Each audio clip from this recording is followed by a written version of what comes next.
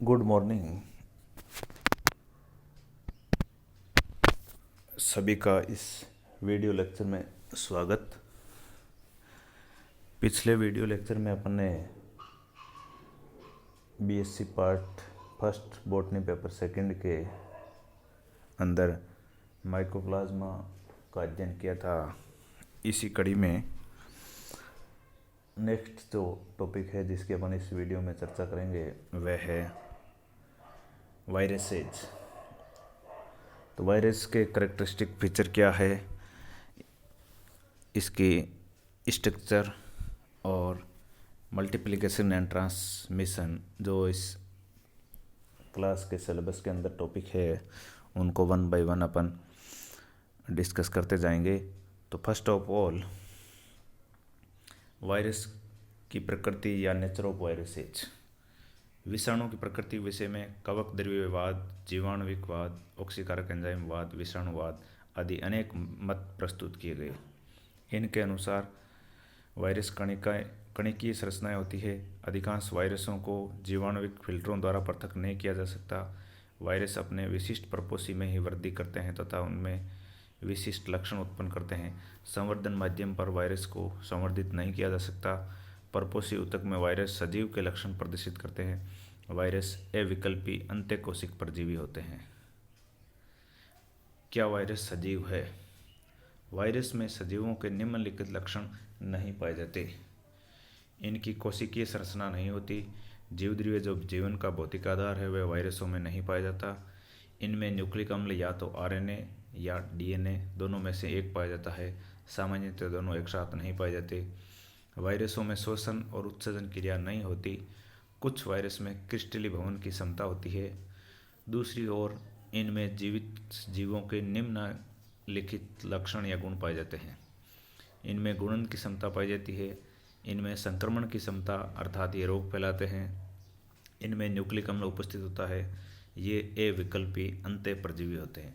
इस प्रकार कई सजीवों के लक्षण पाए जाते हैं जबकि कई सजीवों के लक्षण नहीं पाए जाते। वायरसों में स्वतंत्र रूप से वृद्धि करने की क्षमता नहीं, इसलिए इन्हें जीव नहीं माना जा सकता। वे ये एक कोशिकीय किंतु इन्हें रसायन भी नहीं माना जा सकता क्योंकि इनमें परपोषी कोशिका में रहते हुए जनन की क्षमता पाई जाती है। न तो ये जीवित जीव और न ही एक अक्रियाशील रसायन है। फ्रांसीसी नोबेल पुरस्कार विजेता एंड्रे लोप ने एक बार कहा था, ए वायरस इज ए वायरस, अर्थात वायरस एक वायरस ही है। अतः वे न तो जीवित जीव है न ही रसायन, किंतु सजीव व निर्जीव के बीच की एक कड़ी है। वायरसों के विशिष्ट लक्षण। लोप तथा टर्नियर के अनुसार वायरस के अन्य जीवों से निम्न लक्षणों द्वारा पहचान संभव होती है। वायरसों में डीएनए अथवा आरएनए में से केवल एक ही न्यूक्लिक अम्ल, जबकि अन्य जीवों में दोनों प्रकार के न्यूक्लिक अम्ल पाए जाते हैं। वायरसों में वसा, पॉलीसेकेराइड तथा अन्य एंजाइम नहीं पाए जाते।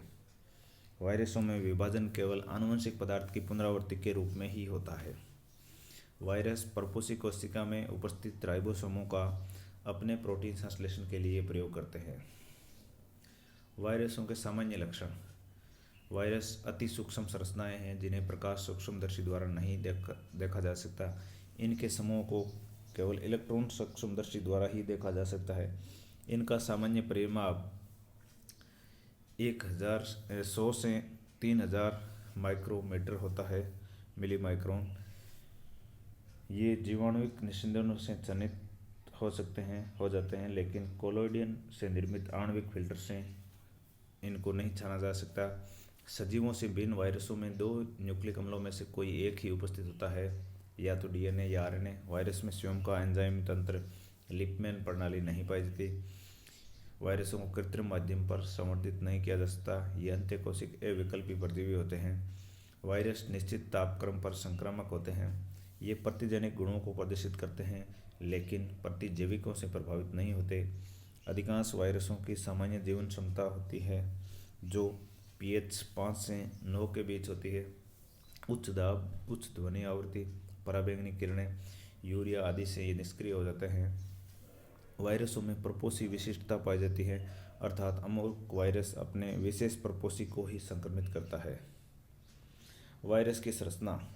एक पूर्ण वायरस इकाई या संक्रामक कण को वायरियोन कहते हैं। प्रत्येक वायरियोन में एक न्यूक्लिक अम्ल क्रोड प्रोटीन आवरण जिसे कैप्सिड कहते हैं से घिरा होता है। इन दोनों को सम्मिलित रूप से न्यूक्लियोकैप्सिड कहते हैं। ये स्लत झिल्लीनुमा आवरण से ढका हुआ या अनावृत हो सकता है। वायरस की संरचना को अध्ययन की सुविधा के लिए निम्नलिखित शीर्षकों में विभक्त किया जाता है। फर्स्ट है वायरस की आकृति या सम्मिति, सेकंड आवरण, थर्ड कैप्सिड या पेटिका, फोर्थ नंबर न्यूक्लिक अम्ल क्रोड और फिफ्थ अन्य। वायरसों की आकृति या सम्मिति। आकृति या सम्मिति के आधार पर निम्न प्रकार है। इसमें फर्स्ट है बहुतलीय, विषमतलीय या घनाभ सम्मिति। ये प्राय बहुकोणीय या गोलाभ सम्मिति प्रदर्शित करते हैं। इनमें कोणों की संख्या 4 से लेकर 20 तक होती है। इनमें कैप्सिड का गठन ज्यामितीय प्रारूप पर होता है। प्रत्येक वायरस के कैप्सिड में कैप्सोमियर की संख्या निश्चित होती है। ये एक इनका विशिष्ट लक्षण है। विषमतलीय वायरसों को पुनः 2 भागों अर्थात नग्न कैप्सिड तथा आवरण युक्त कैप्सिड में बांटा गया है। नग्न कैप्सिड के उदाहरण में जैसे पोलियो वायरस है, एडिनो वायरस है, पेप्लोमा वायरस है। दूसरे है आवरण युक्त कैप्सिड जिसके अंदर हर्पीज सिंप्लेक्स वायरस आदि। सेकंड है कुंडलनीय या बेलनाकार सम्मिति। ये वायरस सामान्यतः छड़ाकार या दंडाकार होते हैं। इनके आवरण के कैप्सोमियर कुंडलिनी क्रम में व्यवस्थित होकर एक खोखली बेलनाकार नलिका बनाते हैं। इसके भीतर न्यूक्लियोटाइड व्यवस्थित होती है। उदाहरण tobacco mosaic virus, mumps virus, influenza virus.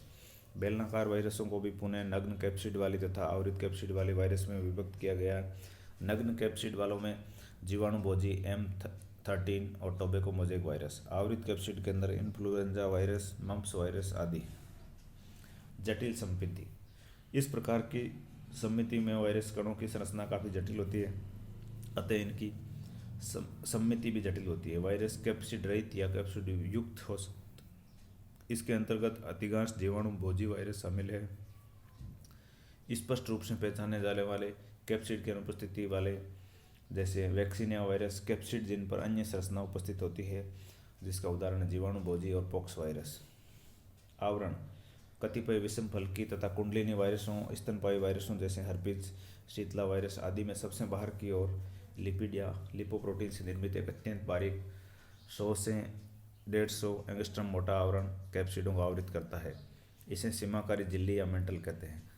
आवरण युक्त वायरस लिपोवायरस कहलाते हैं। कुछ पादप वायरस तथा जीवाणु भोजियों में भी आवरण पाया जाता है। ये आवरण सभी वायरस में नहीं पाया जाता। आवरण रहित वायरस नग्न वायरस कहलाते हैं। विरल रूप से कई वायरसों में आवरण लिपिडों का नहीं होकर कार्बोहाइड्रेट से बना होता है।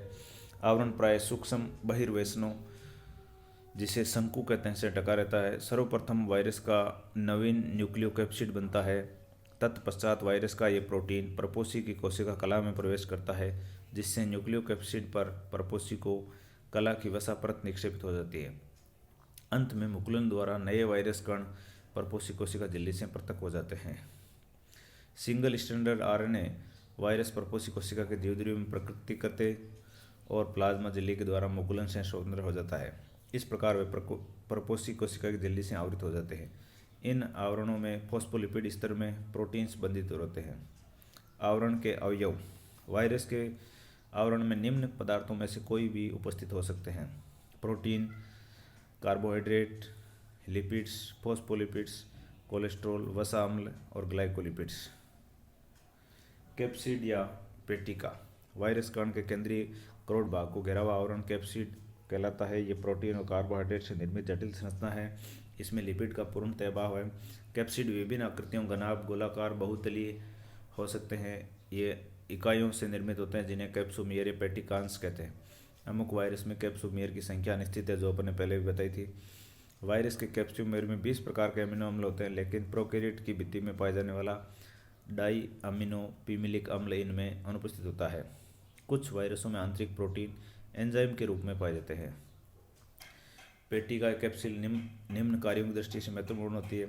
संक्रमण के समय प्रपोसी के चिपकने में सहायक, न्यूक्लिक अम्ल की बाह्य प्रतिकूल परिस्थितियों में सुरक्षा, कई जंतु वायरस में प्रोटीन और न्यूक्लिक अम्ल के संश्लेषण में सहायक, कैप्सिड प्रोटीन प्रतिजनी विशिष्ट होती है। ये प्रोटीन लाइकारी एंजाइमों के प्रति प्रतिरोधी होती है। नेक्स्ट है न्यूक्लिक अम्ल क्रोड। वायरसों का केंद्रीय भाग क्रोड जो अमुक प्रकार के न्यूक्लिक अम्ल या डीएनए या आरएनए से बना होता है। न्यूक्लिक अम्लों में कई विभिन्नताएं होती है। जो डीएनए या आरएनए होता है जो एक ही द्विसूत्री रेखीय या वर्ताकार हो सकता है। सूत्रों की संख्या के आधार पर वायरस में 4 प्रकार के न्यूक्लिक अम्ल पाए जा सकते हैं। एक सूत्री डीएनए, द्विसूत्री डीएनए, एक सूत्री आरएनए और द्विसूत्री आरएनए। एक सूत्री डीएनए में रेखीय पार्वोवायरस या वर्ताकार M13 ये द्विसूत्री से निम्न लक्षणों में भिन्न है, जैसे यूवी का इनका अवशोषण है जो 0 से 80 डिग्री के मध्य स्थित होता है। दूसरा है द्विसूत्री, ये कई वायरसों में पाया जाता है, जैसे जंतु वायरस, T4 वायरस में डबल स्टैंडर्ड रेखीय होता है। एक सूत्री आरएनए कई जंतु वायरस तथा विषम फलकीय पादप वायरसों में होता है। सूत्र धनात्मक या ऋणात्मक हो सकता है। द्विसूत्री आरएनए ये जंतु वायरस जैसे रियो वायरस, ब्लूटिंग वायरस, रिट्रोवायरस आदि के अंदर। अन्य कतिपय वायरसों जैसे इन्फ्लुएंजा वायरस तथा पैरामिक्सो वायरस में एक एंजाइम न्यूरामिनेडेज की उपस्थिति वायरसों में खोजा गया, ये संभवतः प्रथम एंजाइम है। कुछ और अन्य एंजाइम जैसे आरएनए और DNA polymerase, reverse transcriptase, influenza व कुछ पादप जंतु वायरसों में कार्बोहाइड्रेट की उपस्थिति भी नोट की गई है। इस प्रकार इसके अंदर अपने वायरस के विशिष्ट लक्षण और इसकी संरचना के बारे में जाना। नेक्स्ट वीडियो के अंदर अपन वायरस का मल्टीप्लिकेशन, गुणन और उसके ट्रांसमिशन के बारे में अध्ययन करेंगे। सभी का इस वीडियो लेक्चर में स्वागत, पुनः धन्यवाद और शुक्रिया।